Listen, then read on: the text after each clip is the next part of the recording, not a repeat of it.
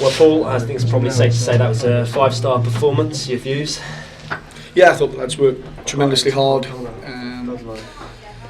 We got our rewards. I keep telling them that when we do the basics very well, we look an effective side. What the lads have done, they're taking each game as it comes and really putting in some performances. So, yeah, over the weeks, if I'm honest, I thought Newport were a very good side, and like I say, I still think they'll be thereabouts coming into the season. Now, pre-match, you said you described yourself, I think, as a manic depressive, and it's your job to pick holes in everything. So, I challenge you to pick some holes in that game today. Yeah, if I'm God's honest truth, I told the lads at half time that, especially when we scored, I think we got sloppy. This group of players are really an honest bunch, and they work tremendously hard. But I think some of the building blocks we need to put in is the concentration levels and doing the basics well when we've scored. I think we can get better at. So, yeah, like I say, I know I sound like a bit of a misery. But at this stage of the season, it's early doors. I'm a person that likes to keep my feet firmly on the floor, and I want to keep the players' feet on the floor. That's our job. I want the supporters to enjoy what we're trying to achieve. But like I say, our dressing room, I want to keep it firmly in place. So how do you go about doing that after a 5-0? I mean, your players, the substitutes were going out, they were doing the Klinsmann slides on the wet turf out there. The fans were loving it, standing ovation when they came off. How do you go about trying to hold them back? Because surely you want to be also allow them to go and celebrate a fantastic performance and result like that. Yeah, I mean, I don't want to come across as being Scrooge. I'm not that way inclined. I have a laugh and a joke with the lads. My job is to sort of like separate myself away from the players and to think about ways we can get better, and how we can be successful.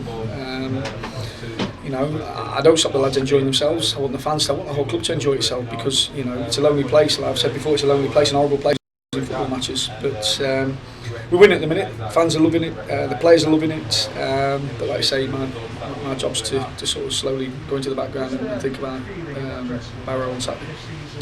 You must also be really pleased, I guess, not only about the fact you've won 4 in a row, but it's 4 clean sheets. You're an ex-defender, so how much pleasure does that give you?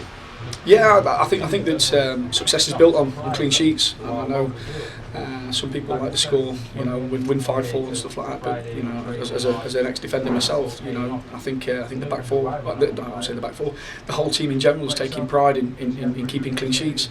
And I think when you look at championship teams that win championships, they're usually the team that's got the lowest goals against record, or thereabouts.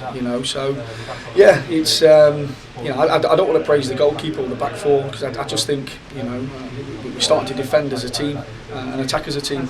And the work ethic that our front two put in away from the ball when we haven't got the ball is immense, and I don't think we can turn a nose up at those two. You mentioned it's a whole team effort. 2 of those people who've been key to the success you've had in recent games, obviously Ben Futcher, Matt Green. You've had a lot of questions about this before, but they're both on loan. Last time I spoke to you before Darlington, you were talking to Berry about Ben Futcher's future and extending that loan. Are we any further down the line with that? Yeah, I'm hoping by Monday that that we should be extending Ben's loan. He runs out after Barrow. If I'm honest, both the loan players have come in and affected us in different ways. Ben's come in an absolute colossus as a player and as a man in the dressing room, has really given us something we haven't had. Green, if I'm honest, I'm sick of seeing him smile, to be honest, because he looks like he's really enjoying his football. But both of them has given us in both ends of the pitch. One's in both boxes. We're looking very, very effective.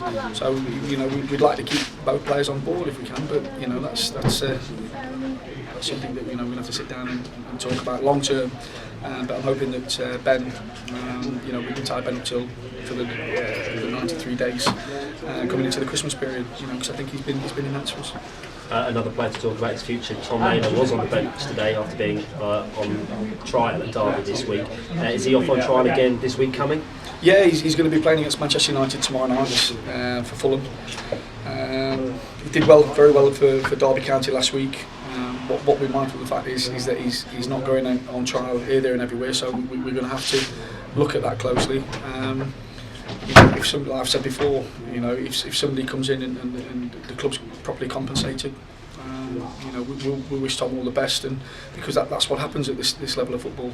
But if he doesn't, you know, we've got ourselves a very good player, you know, to come back into the squad, and I think that's going to be really important. You know, I know I've talked about the lads in the 11 at the minute, but you know, I've had to make some really tough decisions today in terms of Paul Boland that's chomping at the bit to get back in there. Adam Smith who came on. We've got some good players, and people are tending to forget now John Thompson because he's not been in and around for a while. But we've got some good players that are coming back, and I think when all of them are chomping at the bit, you know, I've got a real nice headache.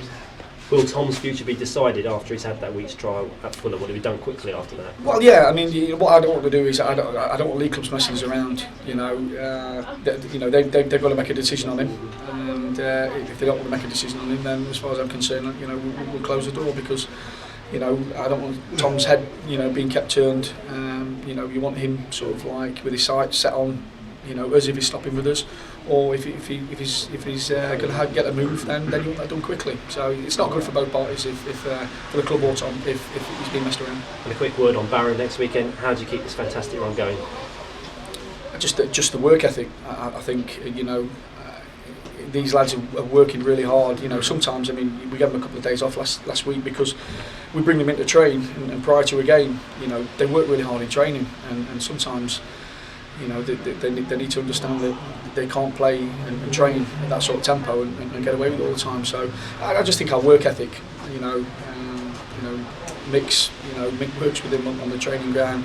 I just think that the immense work ethic that they're bringing into games is paying its dividends at the moment. Good stuff. Excellent. Thanks very much, Paul. Thank you. Well played today.